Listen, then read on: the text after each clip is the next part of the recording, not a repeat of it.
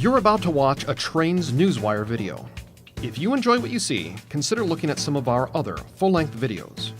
Chicago, America's railroad capital. 20th Century Limited. And a new collection of top-quality documentaries from producer Rich Luckin. All of these and more are available on our website, kalmbachhobbystore.com.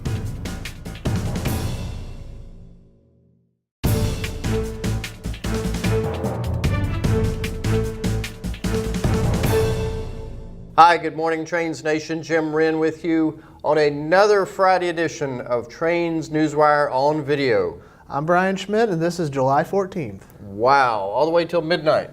All day, as my dad would say, yes. That's crazy. That's crazy. Brian and I are, we've been double teaming the Newswire this week. Brian had it for 4 days. I had it for one glorious day while you were down at Mars. I went to Mars and came back this week. Which, if you don't happen to know, that is not the planet. It's the Midwest Association of RailShippers. The group meets twice a year, January in Chicago area, July in southeast Wisconsin, and they get together and they talk about all the issues that affect railroad shippers, and they have the railroads there on hand, and they can, I guess, berate them with issues and give them hugs and kisses if it's good service. You guys had some notable speakers. Keith Creel was from CP. There. Yeah, Keith Creel was there from CP. We had speakers from, Continental Green and Barge had somebody there. Nissan had somebody there. Some neat things from shippers that you don't always think about. So we'll be mining that for stories and story ideas. Look for those in coming editions of Newswire and also in our print product as well. So big week for news. You and I were chatting in the hallway down here about how many stories we've gotten so far, right around 69, 70. Yeah, which is, depending on when you counted this morning, I suppose, is the discrepancy. Yeah, and more coming this afternoon. So what caught your eye this week? What were your top stories? Well, we have the nomination, or the suggestion, I guess, for Ron Vittori to be head of the FRA, but that requires Senate approval yet. He, of course, came from Conrail, the Conrail 2.0 mini Conrail. He's been there basically since its inception, and he's led that as it serves both NS and CSX in New Jersey and Michigan. Yeah, just retired. He also had a lot of experience at Belt Railway of Chicago, and quite a resume. Read the story. We actually excerpted some of Fred Fraley's columns from his profile of Conrail about 5 years ago. And he basically called Vittori sort of a born railroader.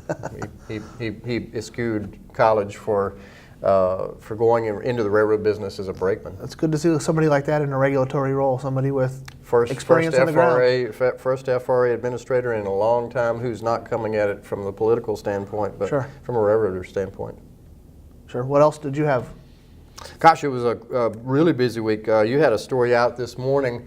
Wick Moorman, the head of Amtrak, is warning folks in New York City, the summer of hell, as they call it. I don't think Wick's calling it that, but New York Post is calling it that, about the Penn Station rebuild and all the delays and the shutdowns on Amtrak and NJT and Long Island and all the other commuter railroads. The summer of hell says it might slip over into the fall. On weekends only, though, right? On weekends only was his caveat. So there is a little bit of relief coming, but hopefully they'll have the majority of the repairs done by Labor Day. So that's a biggie. Then Bob Johnston, staying with passenger trains, Bob Johnston had a story about a court ruling on a STB decision about Amtrak performance measures. So it's a pretty complicated thing. I'm not going to try to sit here and break it down for you guys, but go read Bob's story. It's very interesting because it does go to the heart of Amtrak's performance and what they can require the freight railroads to do.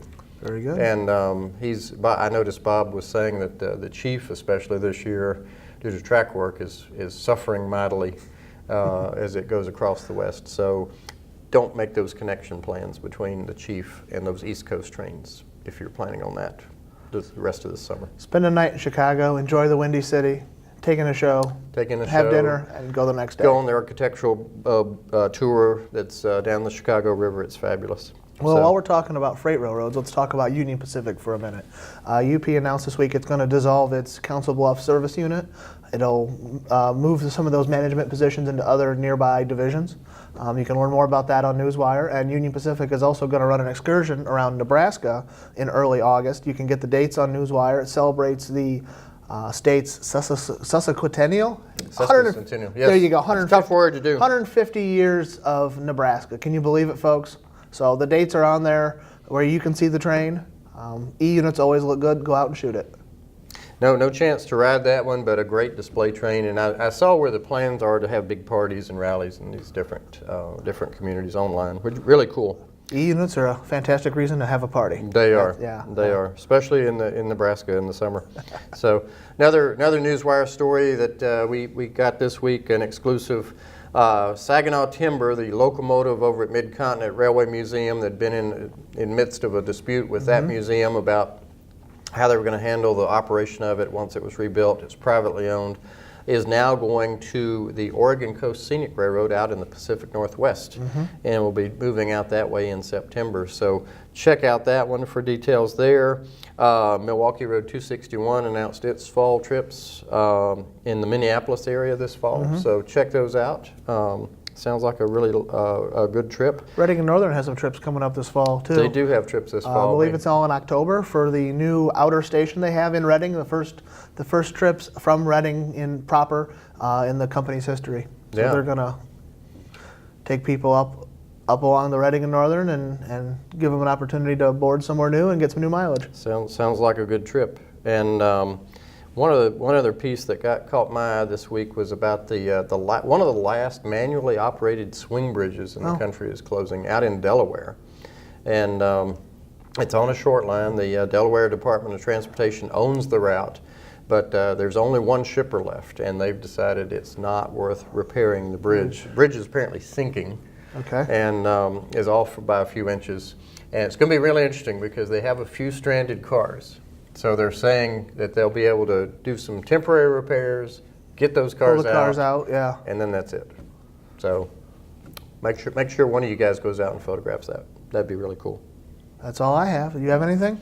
Just a note, the next issue, September, arrived from the printer yesterday. Good looking issue about railroads and music. That's the theme this month, so take a look at that coming up soon. Otherwise, I think we're good here. Be sure to check Newswire later on this afternoon for more details, and have a great weekend, everybody. Hi, everybody. This is Brian Schmidt. No. Hi, Mom. Hi, relatives back home.